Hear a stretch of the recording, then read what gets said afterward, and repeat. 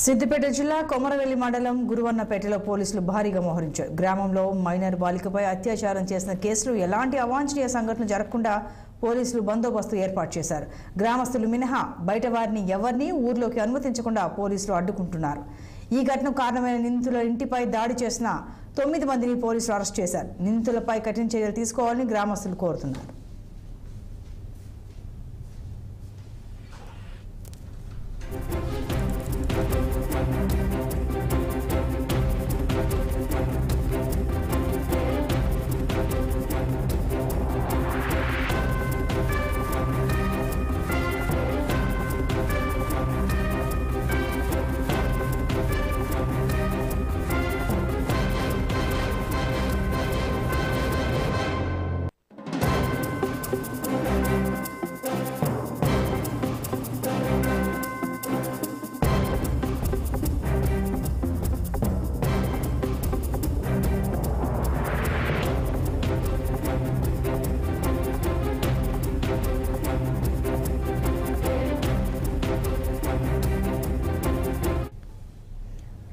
సిద్దిపేట జిల్లా కొమరవెల్లి మండలం గురువన్నపేటలో పోలీసులు భారీగా మోహరించారు. గ్రామంలో మైనర్ బాలికపై అత్యాచారం చేసిన కేసులో ఎలాంటి అవాంఛనీయ సంఘటనలు జరగకుండా పోలీసులు బందోబస్తు ఏర్పాటు చేశారు.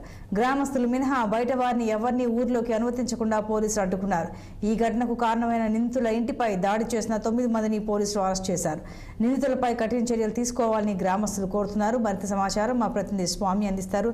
స్వామి, నిందితుల ఇంటిపై దాడి చేసిన వారిని 9 మందిని దాదాపుగా అరెస్ట్ చేశారు పోలీసులు. మరి నిందితులను పట్టుకున్నారా? అసలు వారు అందుబాటులో ఉన్నారా, పరారీలో ఉన్నారా? వివరాలు ఏంటి? సిద్దిపేట జిల్లా కొమరవెల్లి మండలం గురువన్నపేట ఈ మైనర్ బాలికపై అత్యాచార ఘటన రాష్ట్ర వ్యాప్తంగా నిరసనలు కొనసాగుతున్న నేపథ్యంలో కూడా ఈ పోలీసులు అయితే భారీ బందోబస్తును ఏర్పాటు చేశారు. నిన్న ఏదైతే నిందితుడు రేప్ చేసినటువంటి భావిస్తున్నటువంటి నిందితుడు ఇంటి మీద దాడి చేసినటువంటి 9-10 మందిని పొద్దున ఉదయం గుర్తించి చట్టం తన పని తాను చేసుకుంటూ పోతుంది.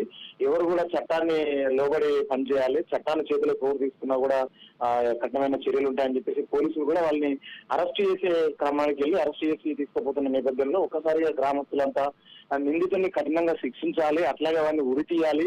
ఇట్లాంటి ఘటన ఎక్కడ కూడా కనిపించదు. మైనర్ బాలికల మీద తరచూ ఇట్లాంటివి జరుగుతున్నాయన్న కోపంతో కూడా ఆ గ్రామస్తులు ఊగిపోయి ఏదో ఆవేశపూరితంగా చేసినటువంటి అంశాల మీద ఎట్లా మీరు అరెస్ట్ చేసి తీసుకెళ్తారని చెప్పేసి కూడా ఆగ్రహం వ్యక్తం చేసి అరెస్ట్ చేసి తీసుకెళ్తున్న నేపథ్యంలో వాళ్ళని అడ్డుకున్నారు.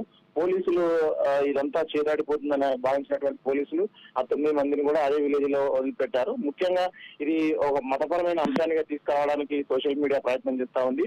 ఎవరైనా కూడా దీని మీద ఎట్లాంటి పోస్టులు చేసినా కూడా కఠినమైన చర్యలు తీసుకుంటామని చెప్పి కూడా నిన్ననే అనురాధ మేడం సిపి గారు కూడా ప్రెస్ మీట్ రిలీజ్ చేయడం జరిగింది. ముఖ్యంగా ఈ గ్రామంలో ఇది రాష్ట్ర వ్యాప్తంగా కూడా ఇట్లాంటి ఘటనలు నిరసన కార్యక్రమాలు అలాగే నిందితుని కఠినంగా శిక్షించాలని చెప్పేసి అక్కడక్కడ ఆందోళన జరుగుతాయన్న నేపథ్యంలో కూడా పోలీసులు కట్టుదిట్టమైనటువంటి చర్యలు తీసుకుంటున్నారు. ముఖ్యంగా ఆ గ్రామం చిన్నది కాబట్టి కొత్త వ్యక్తులు ఎవరు వచ్చినా కూడా గ్రామంలోకి రానివ్వడం లేదు.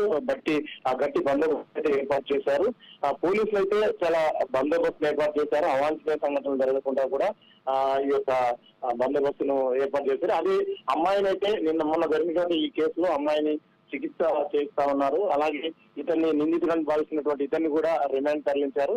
ఎట్లాంటి కేసు మీద వేరే అంటే ప్రజలు కానీ ఇంకా ఏదైనా రాజకీయ పార్టీలు కూడా గ్రామంలోకి వచ్చి ఆందోళన కార్యక్రమాలు ఎట్లాంటి చేస్తాయన్న నేపథ్యంలో బందోబస్తును ఏర్పాటు చేశారు. Right Swamy, thank you.